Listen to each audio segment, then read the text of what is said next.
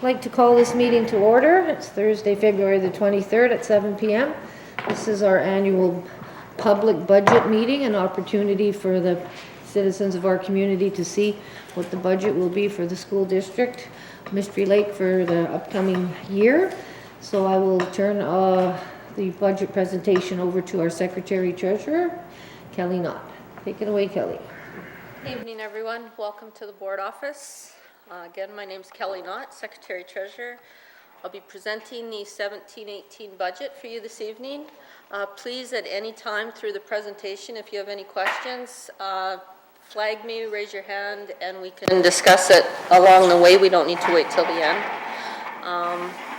Let's get right at it. So this evening, we'll be looking at the budget highlights, some of the challenges we've encountered, the revenue and provincial funding, the budget expenditures, property taxation, how it relates to the special levy and calculated mill rate, as well as our surplus and the capital program. Guiding principles that assisted the budget process. We wanted to ensure we were providing educational services and programming while effectively managing our tax dollars and maintaining our expenditures within the funding that's been made available.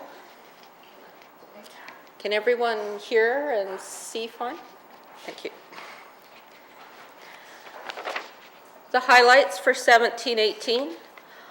We have a slight increase in our operating expenditure of 0.64%. We have increasing student enrollments, and we're looking at a proposed mill rate of 18.58, which is a slight change from last year of 18.53. Factors that have affected our 17-18 budget. Looking at trying to balance with the surplus isn't an option any longer, as it was in prior years. Managing inflationary pressure with increased revenue, it wasn't an option, as we saw with our funding announcements. We're trying to manage the district cost of delivering provincial initiatives, literacy, numeracy, smaller class sizes. We fully embraced it here within the district and support it. The provincial funds that we do receive aren't sufficient for the resources that we are applying to those initiatives. And we also have increasing student enrollments. As I said, we're looking at approximately 68 more students than prior year. With what we're finding with the increased enrollments is the increased demand for additional supports. We have a 9.5% increase in our funded students that we're seeing. Kids in care are on the rise, and we're finding enrollment in areas such as our Wapanut Community School. They're feeling the most pressure. That's where we're seeing a lot of the growth still. When we look at our overall enrollment, provincial funding is based on our eligible enrollment figures from the prior year. So for the 17-18 budget, our enrollment of September 30th, 2016 of 3,117 students is a 2.4% increase. We're going to be receiving funding for 2,925 students. The difference between the eligible enrollment that we receive funding for and our actual student count is found within our kindergarten students. The province only funds kindergarten students for 0.5. So that's the difference between the 2925 and the 3117. Our provincial funding cycle itself lends us challenges. On February 1st, we have a provincial funding estimate that's announced for our following school year. So that's what we always refer to as our funding announcement. On March 31st, we prepare our budget and submit it into the province. In mid-December, the provincial funding that was announced in February is then adjusted based on our June 30th actual numbers that have been submitted. It gets a little bit convoluted. How does that affect us? So if we're looking at our next year's funding announcement, the funding announcement said that we received 3% increase over this year. When I look at 17-18 funding announcement, the total provincial funding is $31,284,000. If I look at, based on last year's funding announcement of $31,032,000, it's only a 0.8% actual increase, not the 3% that was announced. Where they come up with the 3% is the reduction that we saw in December for the current year. So in December, we were reduced to $30,367,000. So it looks like a 3%. They cut us in 2.5 or 2.1% in December and increased us 0.8 to get to the 3.0. A little convoluted. Overall, our total revenue, we're looking at 79% of our funding comes from provincial funds. Property taxation makes up 19% of our revenue stream, and we have other revenue of 1.7%. That other revenue is comprised of First Nation tuition and fees that we receive from Frontier. Looking at the actual dollars, the provincial funding announcement was $31.284 million. We have other provincial revenue that comes in of $3.5 million. Included in that line item would be initiatives such as community schools, crime prevention, lighthouse. So our total provincial revenue for next year, is making up the 79%, is $34,866,000. Other revenue comprised of $760,000 is where we see our First Nation tuition and our Frontier fees. Revenue from the City of Thompson, the property taxation, will be $8.46 million. For a total revenue of the 17-18 budget of $44,095,000.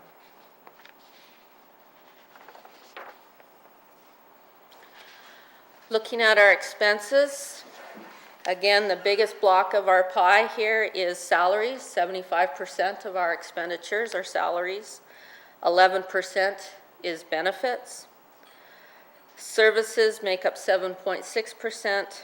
Supplies and material, 4.1%. And the fiscal expense, 1.66%, that relates to our payroll tax expense and health and education tax that we have to pay.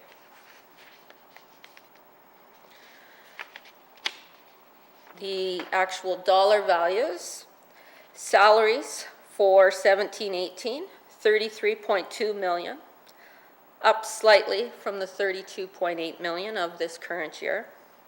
Employee benefits have dropped slightly, slight $80,000 drop. We're seeing a bit of a change in our maternity benefits, and that helped us find a bit of savings within that line.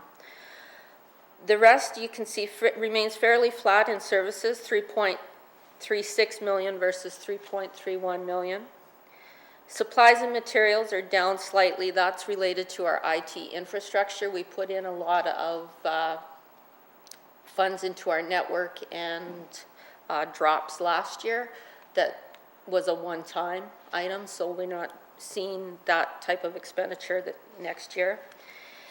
And the transfers, the final line item, $725,000 next year versus $716,000. And again, that's our payroll costs. That's directly related to increasing salaries.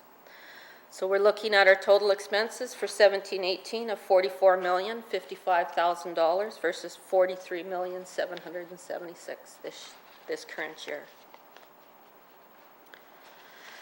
So how does this affect our community, and what do we do about our taxes?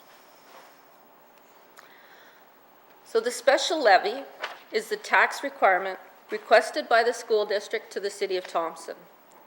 The difference between the funding from the province and the district budget is raised through the special levy. The mill rate is the amount of tax that we raise per dollar of assessed property value. School district mill rates are calculated using 45% of your property's value, and we refer to it as the portioned school assessment. Keep in mind that 1 mill will raise $1 on $1,000 of assessment. The calculation for our special levy that we distribute to the city is our mill rate times our portioned assessment over the 1,000. To put it in perspective, if you have a home, referring to the middle of the chart, a home valued at $150,000, the portioned assessment would be $67,500. You can see mill rates for the last 3 years. If we look at 2017 and our proposed mill rate of 18.58, you would end up paying $1,254 in school taxes.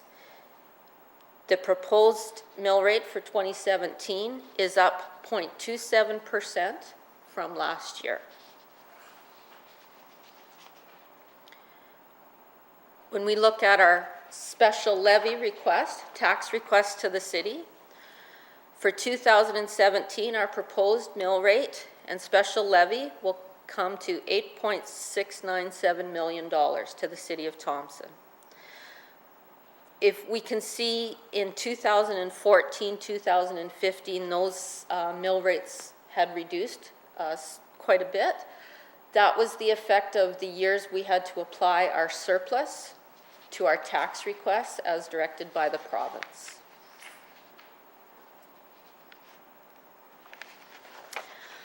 We have our standard roll of local houses that every year we calculate so we can see the actual effect of the mill rate as it affects the taxpayers of Thompson. When we look at these homes, currently the province is using the 2014 assessed values. I would expect that next year we'll have new assessed values to look at our calculate our special levies with, but right now we can see 2017 versus 2016 school tax is the 0.27% increase.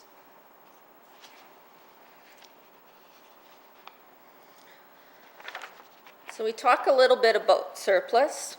Surplus is an emergency funding source. This past December, we had a large water break at our Wapanut Community School. It cost approximately $40,000 to repair it. That type of expenditure is not included in our plan. It's nowhere in our expenditures, and that's where we turn to surplus to look for that emergency funding source. Surplus helps stabilize local taxation. A realistic surplus decreases our borrowing and helps to absorb the costs of unexpected expenditures or decreases in revenue. As we see our provincial funding announcement that we budget on versus the actual reduced December amount, we usually have to rely on our surplus to make up the shortfall. When we receive a funding decrease in December of our current school year, we're already tied into all of our contracts. We can't make changes to find several $100,000, so surplus is where we rely. And our provincial requirements dictate the maximum amount of surplus we can hold is 4% of our expenditures. So for our district, that's $1.7 million. Now to put that in perspective, $1.7 million is about 10 or 12 days of operating for us, so there's not a lot of wiggle room. So where are we at for our surplus? As of June 30th last year, we were at our 4% level of $1.5 million.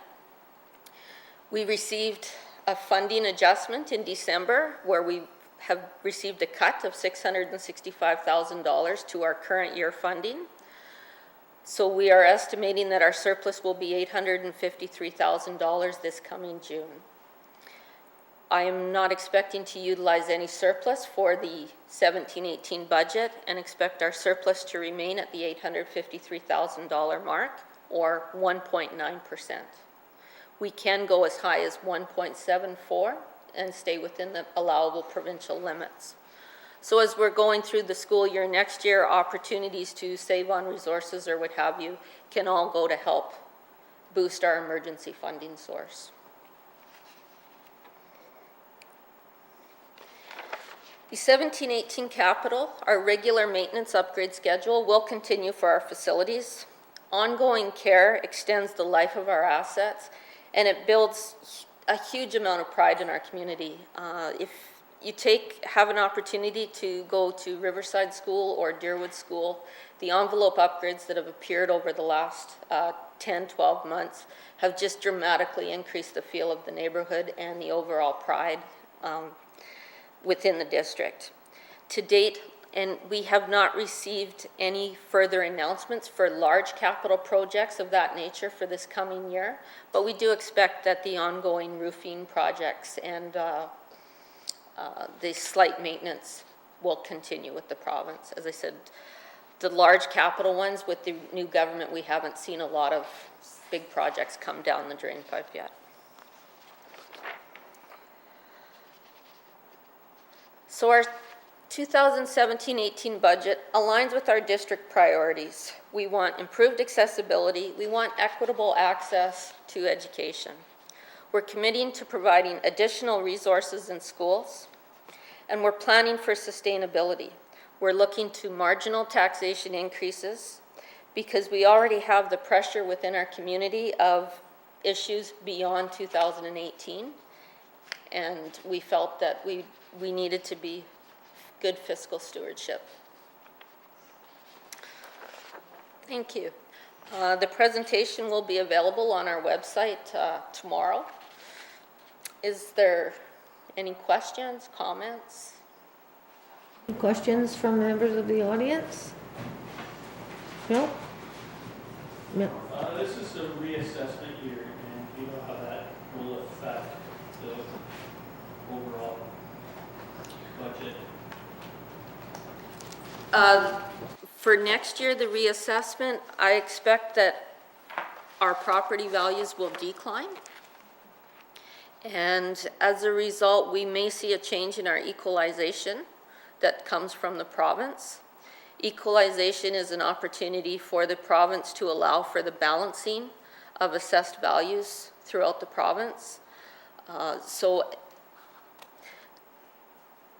what we see is when your property assessment base declines, you'll see an increase in equalization payments from the province to try offset that and make it further equal in the province. Generally, lower assessments per pupil, like we have in our Thompson area, will have higher equalization lines. That's not that's not the way I understand it. Equalization is always based on the amount of money that's spent compared to the amount of money that's raised. That's and then 66%, 70%? 66. I think 66, right? Of the unspent or the overspent money is then returned. Also factored into that calculation is your property assessment base. Yes, property assessment base is included in that calculation. Yes. What the province is trying to do is have an equal assessment per pupil. When they look at the areas in southern Manitoba, you could have a larger commercial tax base, so they have more opportunity to raise more taxes through their mill rates. We don't have that opportunity. Yes? I don't know what the city is calculating at. Right now, your school taxes are, we're looking at a 0.27% increase in school tax. Okay, historically, our taxes have never gone down. They just increased the mill rate to keep the tax base in place. So, I mean, even if our properties decrease in assessment in value. Doubt very much whether our taxes are going down. We have have to sustain what we have. Exactly. And we have legal obligations, contractual obligations, collective agreements that we have increases identified in those, Stitco rates, hydro rates, inflation, upcoming carbon taxes. There's multiple inflationary pressures that you have to accommodate within. And the provincial funding source is not reflective of all of the inflation that we're seeing. Any other questions, Kathy? I didn't see this in the presentation, but will it affect staffing in any way? What we're seeing right now is a slight increase in staffing over for next year, over current year. That is, we're seeing it in our student support area where we're bringing in the students, mostly educational assistants. We're going to be seeing an increase in educational assistants. So then what about teaching staff? Is that supposed to stay the same? We're expecting that staffing will remain fairly stable there. What we have, we've had we've had one vacancy right now here within administration and at the board office level, and we've looked at restructuring and any opportunities that we can find to do some restructuring or a little bit of revamping. We've been able to take that opportunity through vacancy. Okay, so then there's 16 more students. So will we get, like, will there be more teaching staff then, or is it just reshuffled? It'll depend where all of those students fall, the younger years, or if they're dispersed throughout all of the grades. It's until we start looking at the actual student numbers for next year. I believe Superintendent Bartlett will be doing staffing, or she's in the process of looking at staffing and class counts already this coming weeks.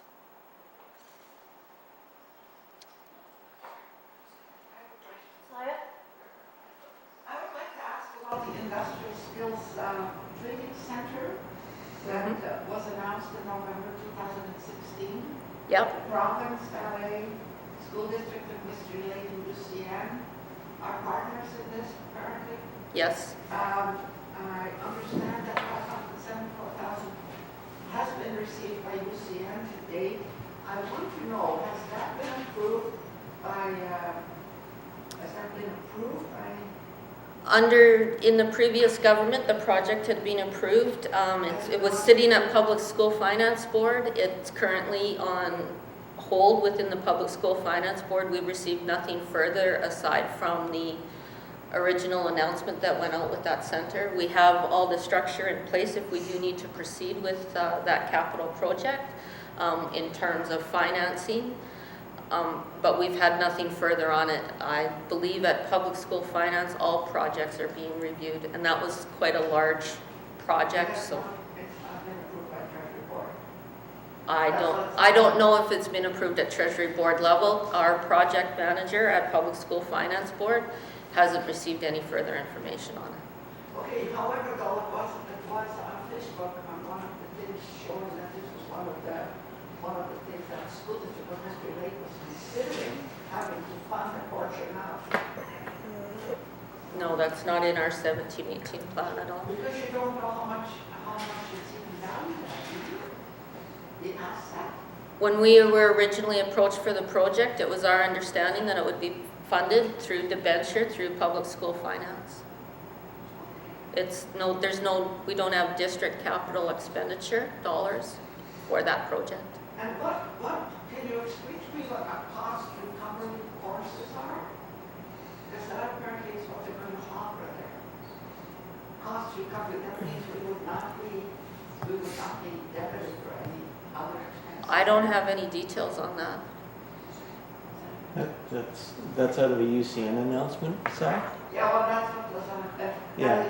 The UCN website said April 1st, 2017, we're going to give this a new name, College of Trade and Technology, is what we call it. And we're going to have a new board, but definitely we are partners in that. That's why I wonder when do we have to use our surplus to I haven't been brought to the table on any of that. The last discussions I had were when Gerald Lesage was still a public school finance, and Kyle Lukowicz at Public School Finance is our contact.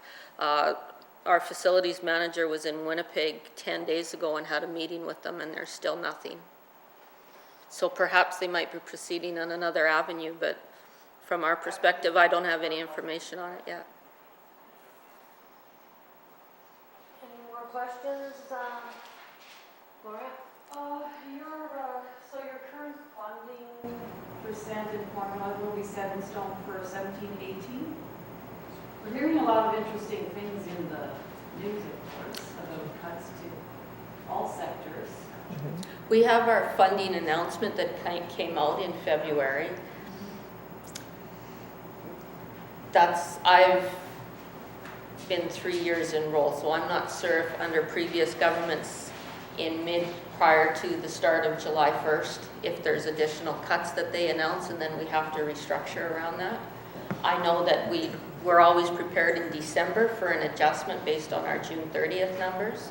Whether they would look at any other initiatives. We have provincial initiatives that appear to be on the forefront, for instance, like literacy and numeracy or smaller class sizes. If those types of initiatives, they may announce different standings or different approaches on that, and that may affect, but right now we have nothing at present, and we do have to, by the Public Schools Finance Act, our Public Schools Act, we have to have our budget submitted by March 31st.